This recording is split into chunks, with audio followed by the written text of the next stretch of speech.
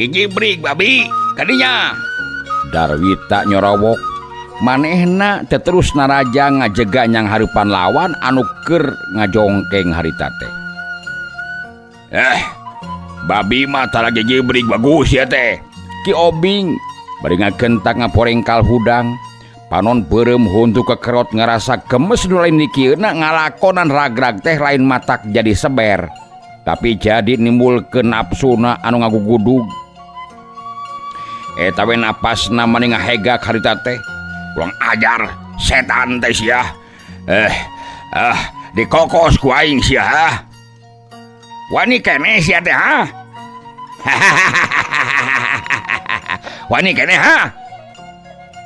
Coba ni kunaon bagus ya teh. Darwita pepeleukek ngoakna keranan domeh manehna geus hasil ngaragragkeun nu jadi lawan. Nganggapna kana pangabisa Ki Obing teh kasida cetekna. Yo, coba ni kunaon bagus ya. Jamak deuleu kakara sakitu mah. Sok atuh. Tampanan deui atuh yeuh. Babi sia setan ya. Darwita bari nyebrutkeun deui peureupna. Rasakeun sia kurang ajar. Hap, hiya. Ka dieu begu. Moal burung diladenan ku aing mah sia. Ki Obing bari rikat luncat kana longkrang kosong. Sabrut manehna ngirimkeun peureupna narajang lawan ti gigir, tapi Darwita tetela cingeusna lain lumayan. Goreng-goreng oge murid kakasihna Ki Jatun atuh Darwita teh sakileuk manehna malik nakis para rajang lawan bari jeung ngadiuskeun peureub kencana rek notog iga burung. Ki Obing sakali ieu mah gerakanana ati-ati pisan manehna ngagentak narik leungeun terus ngalegot bari nyentok leungeun Darwita anu geus nyampeuk rek ngahakan igana solonton. Darwita rek tikusruk lantaran leungeunna kabeunangan. Ceuleng Ki Obing luncat bari nyammerkeun panimpugna harita teh kana punuk. Nu antukna Darwita teu bisa naon-naon deui lian ti terus tikusruk irungna nyusud nyuhid kana taneuh jalan. Heati dampal suku Ki Obing rek ngacejek hulu, tapi Darwita rikat malik bari hudang.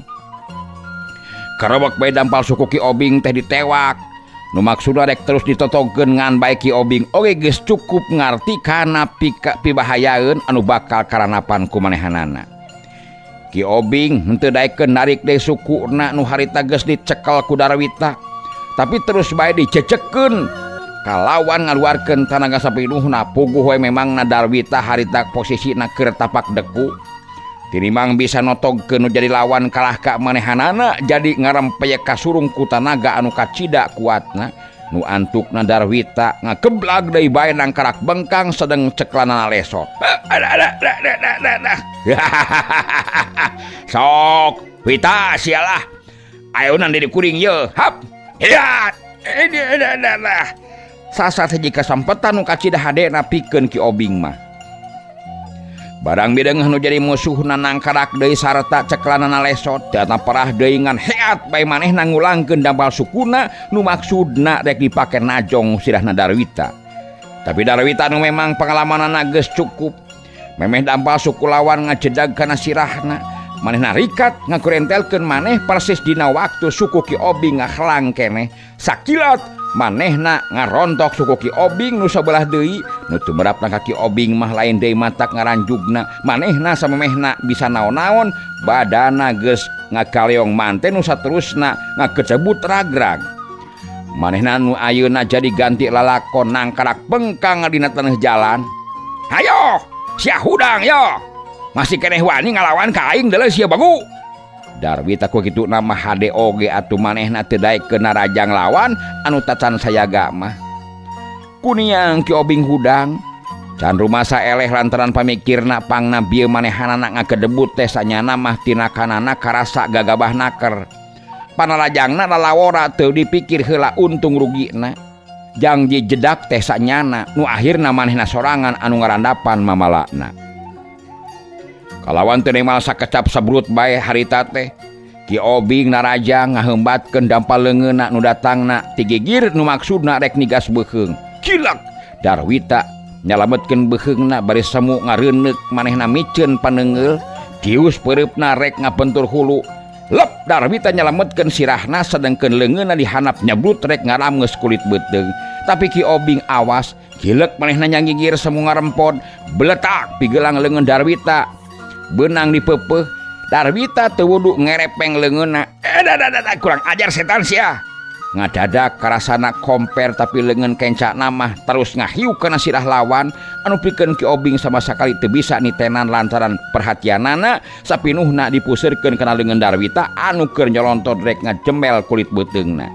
Nu akibatna manehna geus hasil meupeuh pigelang lawan tapi huluna sorangan teu bisa disalametkeun ngagedug dihakan ku peureup kencana Darwita.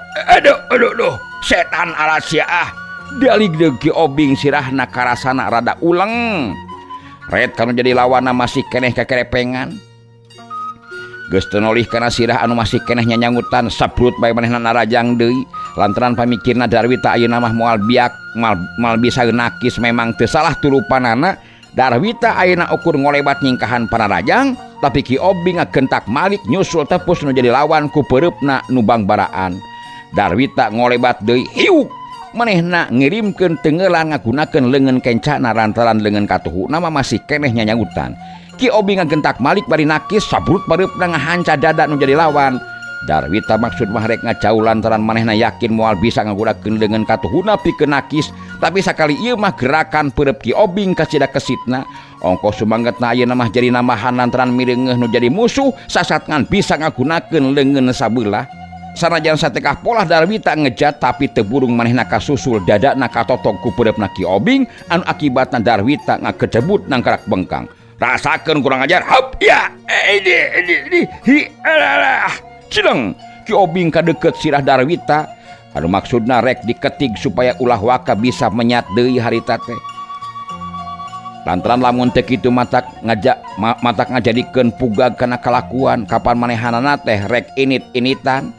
Keur mah nu rek dituju teh lain lalakon deket-deket turug-turug manehna tacan nyaho pisan di mana pernah nagadog. Anu tangtu ieu teh bakal ngabutuhkeun waktu anu lain sakedeung-sakedeung. Mangka-mangka harita geus kacida beurangna. Dipake galungan oge geus aya jamna ngan ku sabab galunganana di meneran kacida ti iseunana nu patelak teh jongjoneun naker taya anu ngaharu biru. Kakara oge leungeun Ki Obing ngahiuk rek dipake mapeg sirah ngadadak Ki Obing ngagero bari leungeunna nu rek dipake ngetig teh merengkel nu karasana lain deui nyerina. Manehna gancang ngejat bari puperingisan nyekel leungeun katuhu ku leungeun kencana anu saterusna manehanana luak liek bari toleh muringis nahan ka nyeri ari bareh teh. Estuding matak ngagebegna Ki Jatun keur ngabedega ngulak cangkeng bari merong ka manehanana.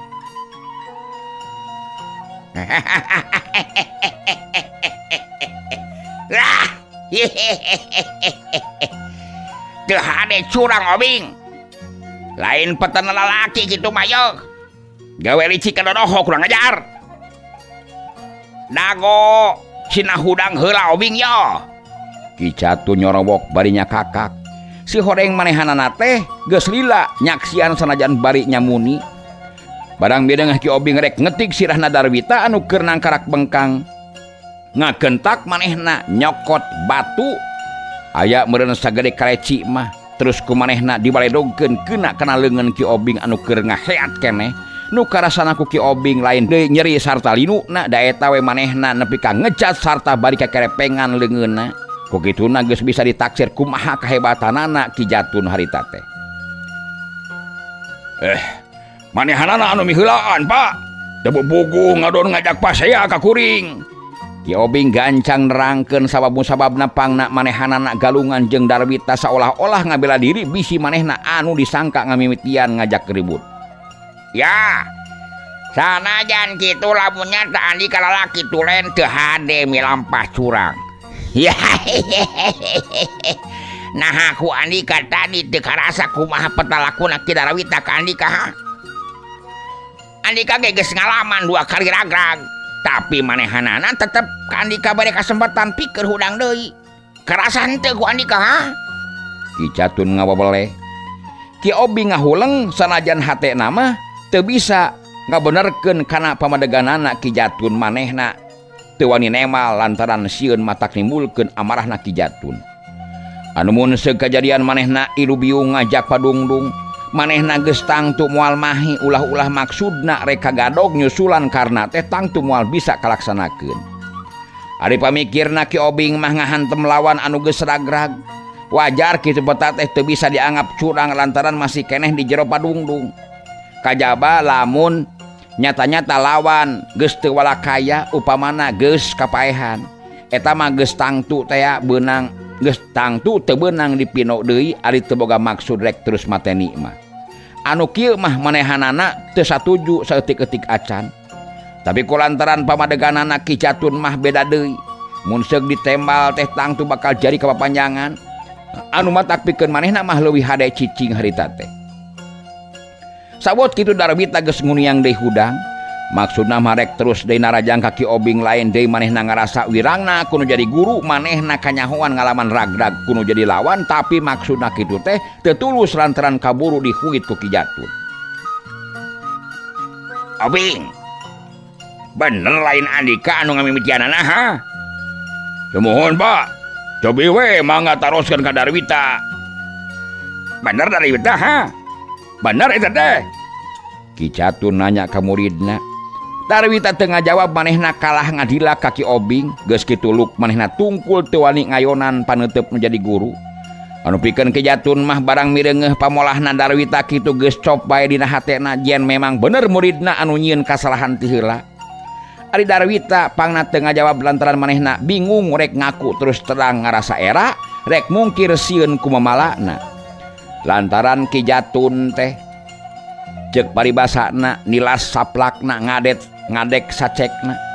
Tara cut kanu hideung tara ponteng kanu koneng. Kajen murid sorangan ari nyata salah mah tetep bae dianggap salah moal ieu dipangmeunangkeun. Komo mun bari jeung mungkir mah puguh-puguh bener salah tapi mungkir teu rumasa geus we ulah ngarep-ngarepkeun bakal tereh-tereh diampura. Bisa jadi Andika memang nu bener Obing. Ku kituna.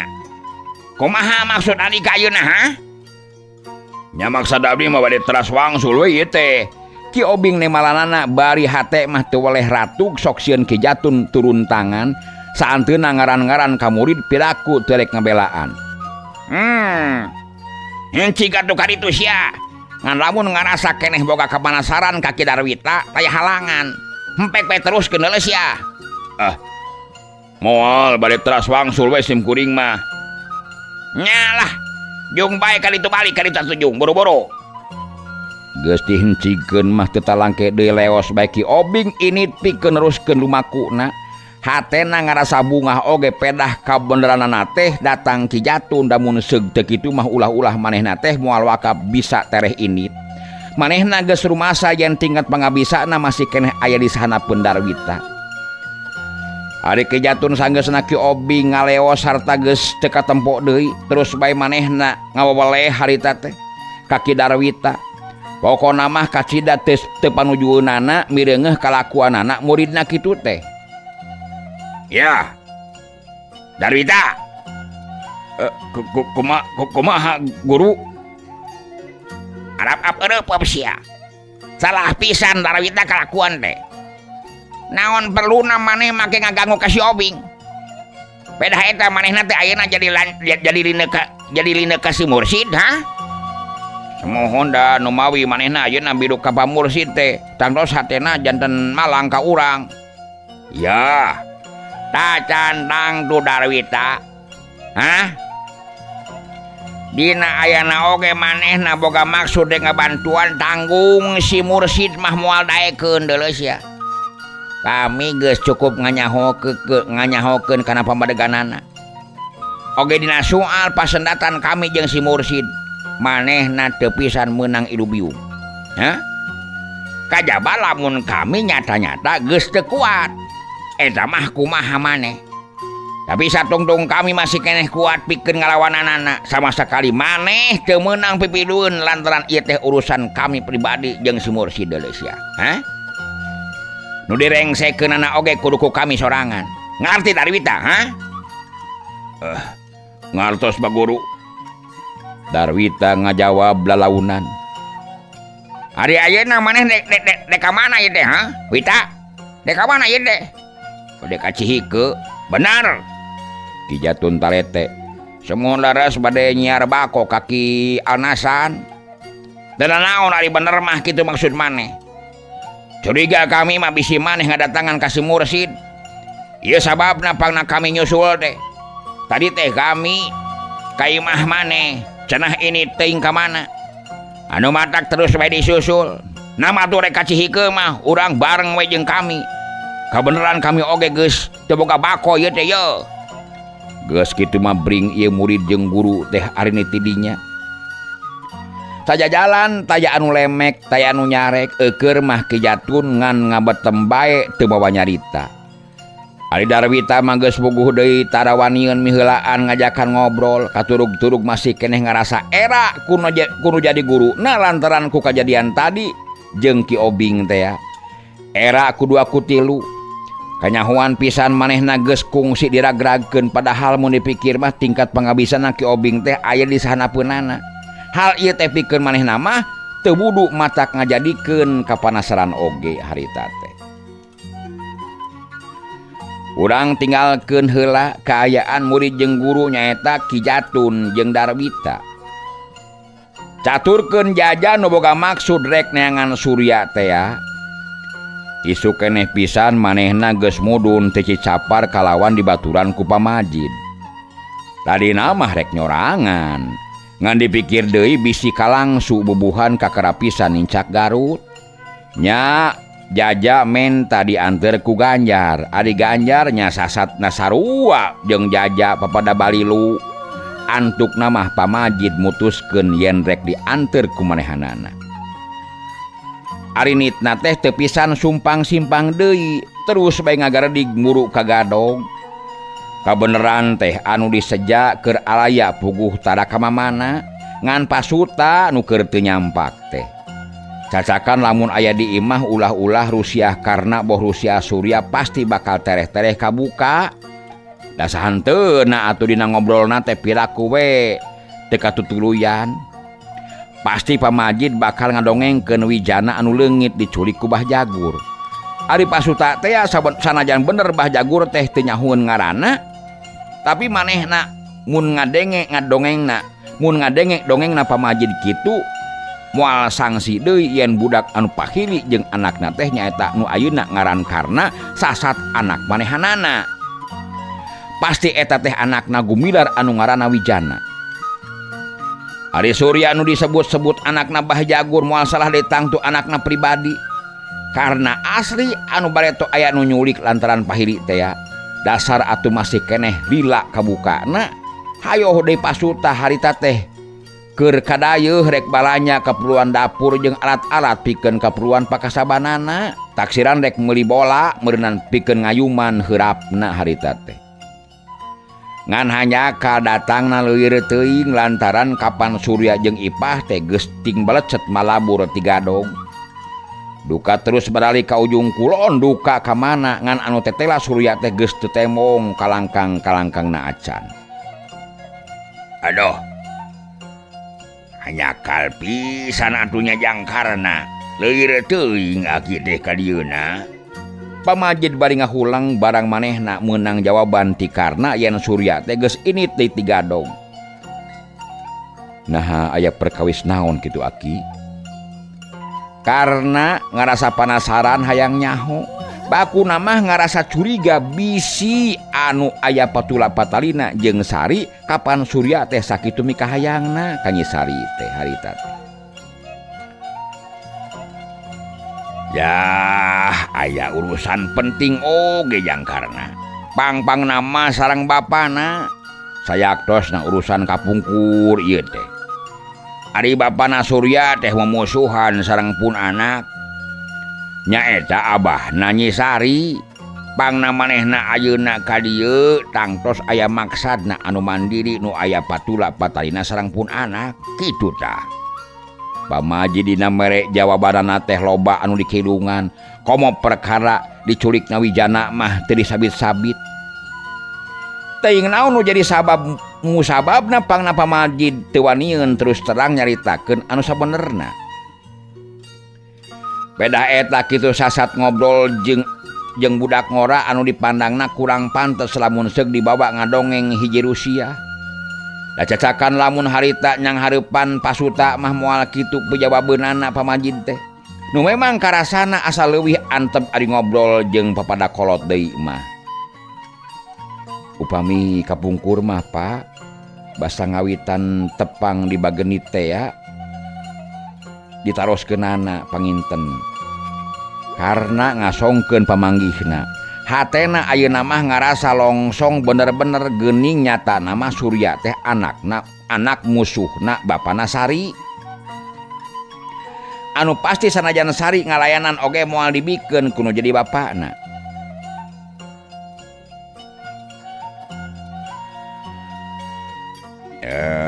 Kapungkurna mah akina oge dacan terang.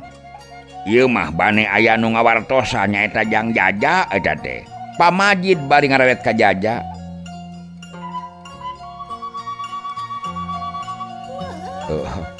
Sumuhun dupi ieu teh saha teh kitu Aki. Geuning kapungkur mah waktos ningali anu marak teh henteu ngiring ieu teh. Karena geus mimiti curiga deui boa ieu Jajaka teh pisalakieunan Sari. Oh, iya ge incu Aki keneh ieu teh. Ngan padumukanana tebih caket lemurna Surya masih keneh ka bawah ka ujung kulon ieu teh. Kitu tah. Oh, sumuhun. Karena teu puguh da hatena mah rada bangreung oge sok sieun ieu Jajaka teh aya karepna ka Nyi Sari. Mangkaning cenah incuna keneh Aki Majid. Be palang siang bakal kapiheulaan babar. Kitu pamikirna karena waktu harita. Ari pamajid sanggeus karuha nu dipaluruh teh geus teu kasampak nyemahna jadi ngarasa teu betah. Tekung silila terus bae pamitan rek balik deui ka Cicapar. Ari karna mah puguh masih keneh ngarasa betah di anyangan teh.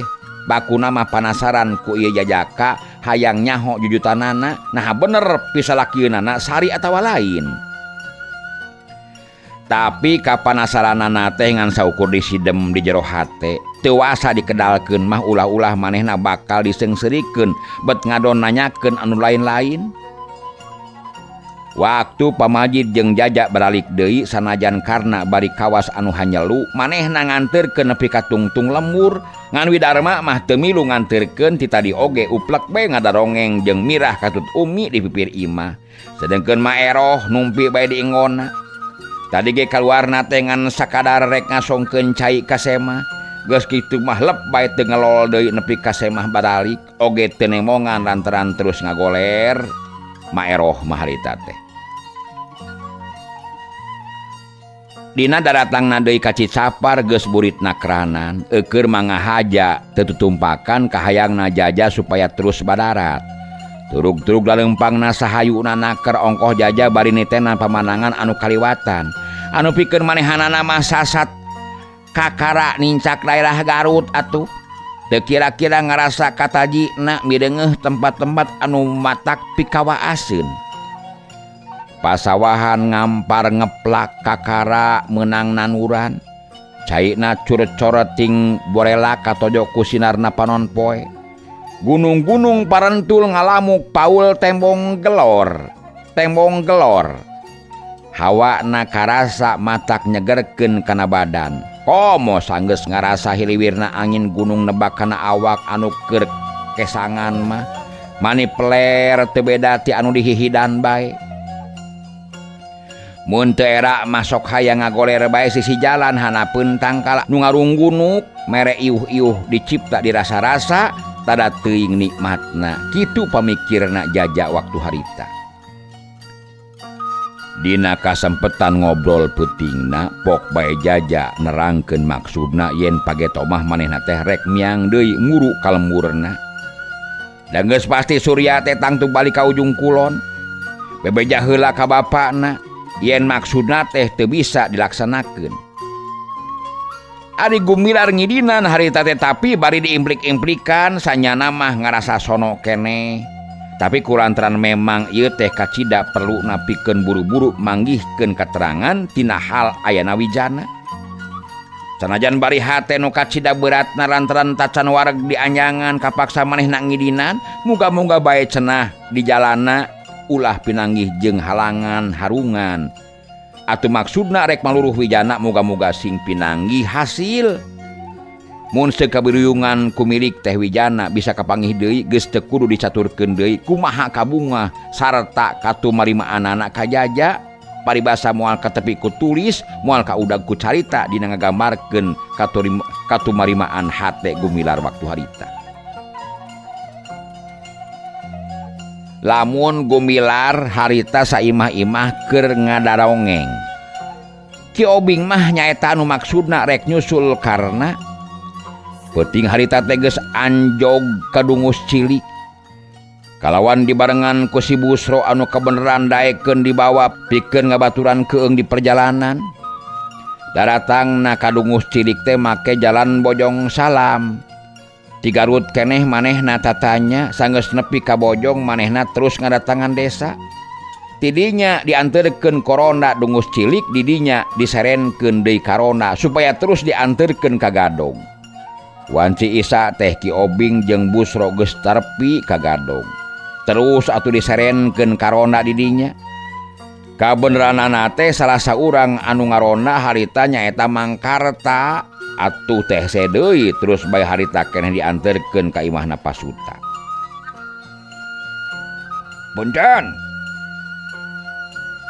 Punten aya calik Pasuta. Mangkarna pupuntenan. Saha? Sadana mah Cikarata ieu teh. Kadenge ti jero imah nu nemalan Pasuta sorangan. Ya mohon Pasuta, ieu puguh aya tamu ya ti Bungbulang. Ti Bungbulang. Samohon. Reket panto dibuka ti jero. Pasuta norojol malah bareng jeung Karna. Anu harita mawa cempor ngarasa penasaran. Dumeh ti Bungbulang kitu. Jadi kamun aki nama moal ieuh make dianterkeun korona sagala. Ai. Geuning eta Mang Obing sareng Mang Busro mangga carali Kang. Karena gancang ngaku bari hate mah teu kira-kira ngarasa kagetna. Tak sanaon-naon geus ngarasa reuwas lantaran ku teu disangka-sangka teh bakal kasemahan ku batur salemburna pada urang pakidulan. Bus Ki Busro jeung Ki Obing kajarero. Sedengkeun Mangkarta mah terus init deui ka pangrondaan sanggeus sasalaman bari silih tanya kasarmatan sebang-sebangan mah. Teu ngadaguan heula pamaksudan. Paralak bae Ki Obing ngadongengkeun tujuanana pangna manehna kadua Busro jauh-jauh di jugjug ti Bungbulang ka Garut. Gemet-imet ditek-tek dibejer beaskeun gurat badagna mah ngabejakeun yen ayeuna Aki Mursid keur gering. Turug-turug kedatangan ku Ki Jatun deui anu maksudna tayarian ngan ukurek nimulkeun inung rurusuh bibit berwit. Aya maksudna anu teu hade ka Ki Mursid. Atuh lain dikieuna saimah-imah jadi ngarasa reuwas sarta hariwangna. Leuwih-leuwih karena anu memang manehna geus nyaho deui kana pasoalan anu sabenerna. Oge manehna geus nyaksian sorangan kumaha kahebatanna Ki Jatun puguh geus nyaksian sorangan.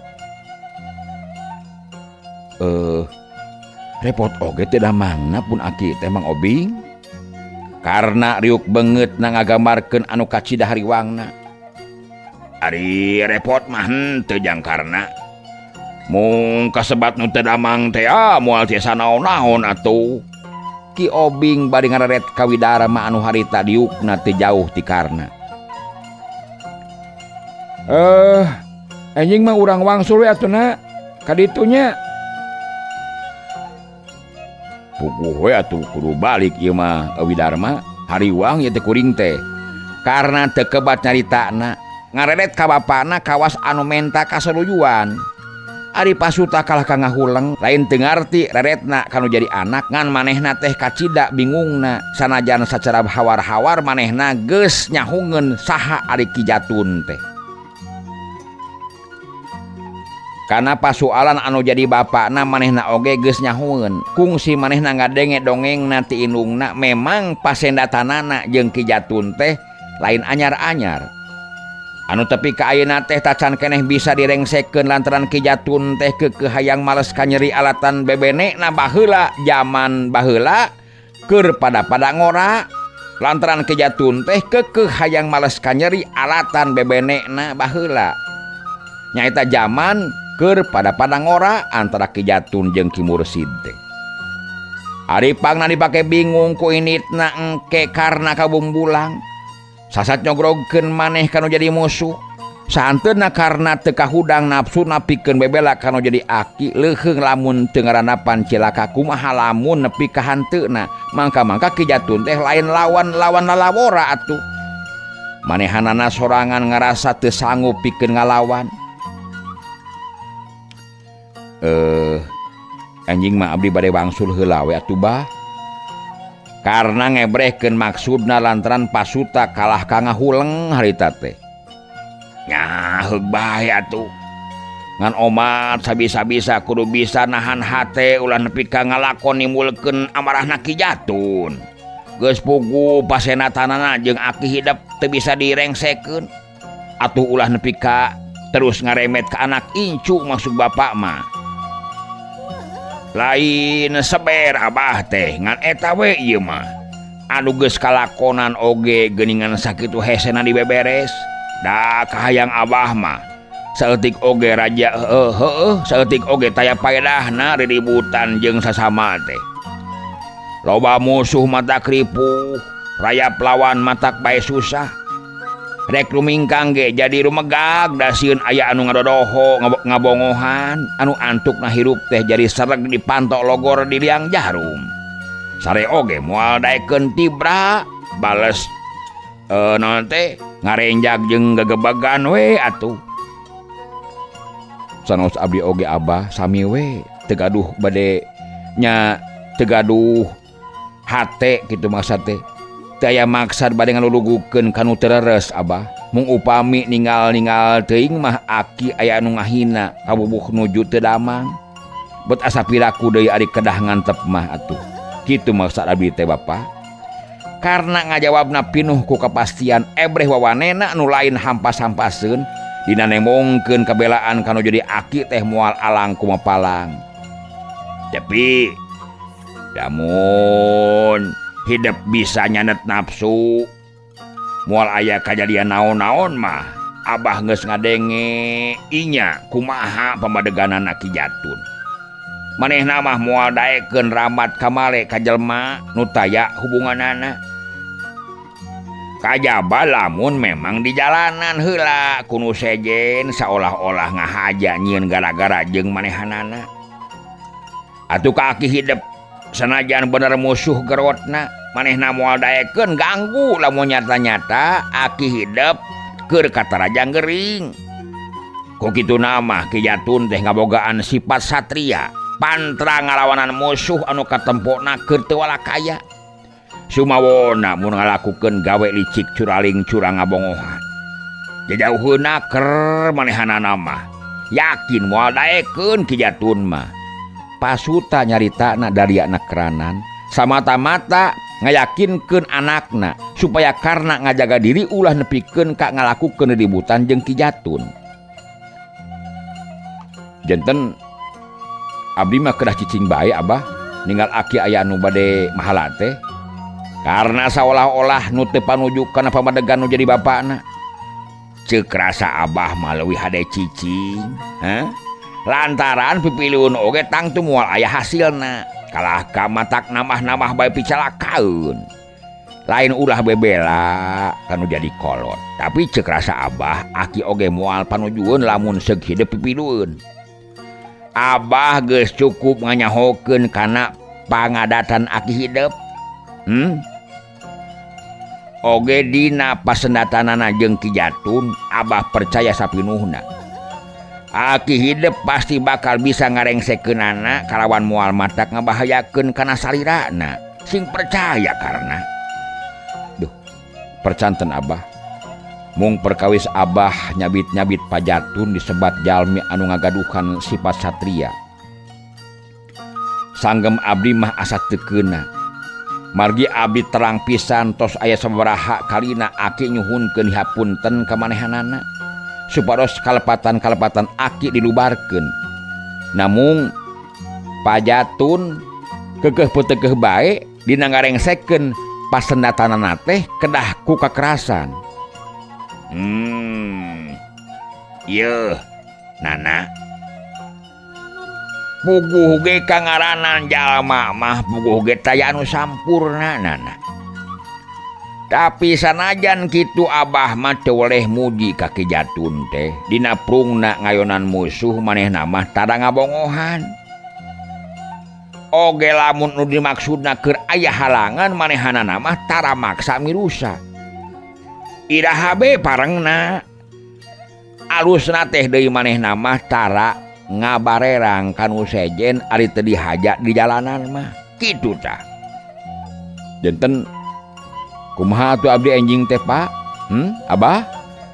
Ceuk abah oge jig rek kabumbulang mah jig ngidinan abah teh ongkoh karunya kanini ngurus aki teh meureun taya batur geusan pakumaha.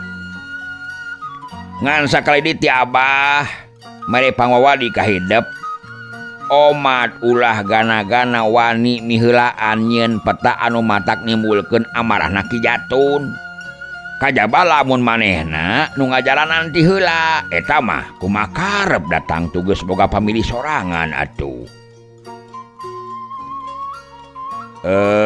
Omat be jang darmanya kudu sarua deui sing bisa ngajaga diri ngadalian hawa nafsu. Jeung dulur kudu silih elingan masing inget sarta cangreud pageuh dina ati. Kaduhung mah tarati heula tapi datangna sok ti paneuri eta teh. Pasuta akhirna mah mapatahan kaduanana kakarna boh kawidarma. Isukna poe keneh pisan saeusi imah geus harudang. Nurek arinit geus ngarariung di tengah imah.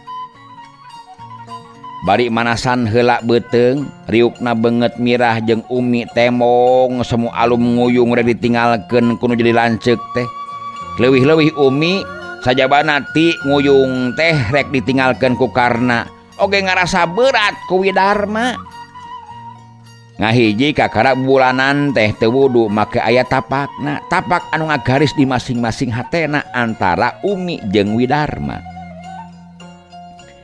Nu moal bisa dipupus deui bulat belit sumarambah kana bayah hamo bisa diudar deui lantaran geus mangrupa hiji tali anu meungkeut dua hate dihijikeun. Nu ebrehna kaluar tembus kana grenyemna bibir jadi mangrupa kecap ngawujudkeun janji pasini pasang subaya pikeun hirup babarengan nyangreudkeun tatali asih anu moal aya laasna. Hal ieu teh memang geus bisa kajudi. Boh ku Karna boh ku Pasuta katut maero sakumaha disumput salinungkeun oge ku jenisna puguh sasat ngahiji da puguh saimah pisan atuh. Boh ucap boh pamolahna atawa pamulu sapopoe ebreh bisa dititenan jelas natrat yen antara wawuhna Widarma jeung Umi teh lain wawuh samanea tapi estuning kaselapan ku rasa asihna birahi anu moal bisa pukah deui. Waktu keur nyaranit keneh sabot ngadagoan maeroh anu keur kerah-kerih nyadiakeun bekel pikeun nu arinit Umi mah misahkeun maneh ditepas bari mepoek. Hate mah geus lain deui medenghelna dumeh rek papisah teh dadak-dadakan pisan taya dangka pikeun sosonoan. Malah make boga rasa keheul oge kasemah teh. Dumeh datangna geus beuting naker. Heug kahayang teh isu keneh supaya manehna bisa aya waktu geusan ngebrehkeun hate. Pokona mah pikeun maheutkeun janji pasini pasang subaya anu geus diikrarkeun. Maklum rek pajauh nu can karuhan iraha bakal patepung deui antara Umi jeung Widarma. Ari Karna nu harita keur milu nyaneut ngagentak ngojengkang ka hareup nyamperkeun Umi geus kitu. Gero manehna nyalukan Widarma dadakuna mah aya perlu. Ku kitu mah surti Karna teh bisi nu jadi adi aya caritakeun anu rek ditepikeun sakadar harewos hate minangka pangjajab paturai tineung. aya naonna Widarma nanyakeun sanggeus manehna aya di hareup. Ieu Umi bisi perlu dek nyarita cenah karena bari ngarenyu nahan seurina.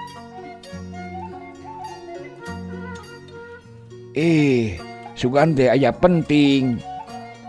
Mun ti beurang mah piraku teu ebreh beureumna beungeut Widarma teh harita teh. Akur anu tembong teh, ukur nu tembong teh robahna pamolah ngabelehem nahan ka era. Nah, ieu teh penting kitu, cek pemikiran nikah, ha? Ya, penting ieu oge. Alus aya kitu mah tuh. Karena ayeuna mah jarengeh nyaan.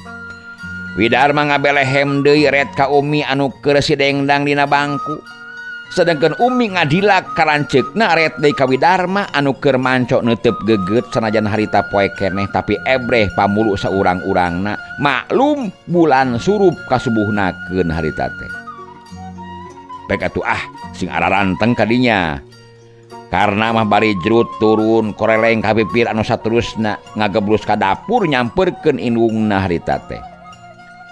Ari Widarma jeung Umi anu ayeuna bari paduduaan teh sajongjongan duanana ngabaretem we. Masing-masing rada bareuratna kerek ngedalkeun carita teh. Pokona mah asa aya nu ngagenok dina tikoro ngahalangan jalan pernapasan. Nepi karek nyarita oge karasana mani halalese naker padahal biasa nama itu ieu oge lancar naker mun keur kabeneran ngadarongeng teh. Komo Umi mah memang perbawana anu gerecek beki nyarita beki seuri datara tinggalin ti nyekeukek matak gantung denge nu keur kabumbulengan mah tu harita teh.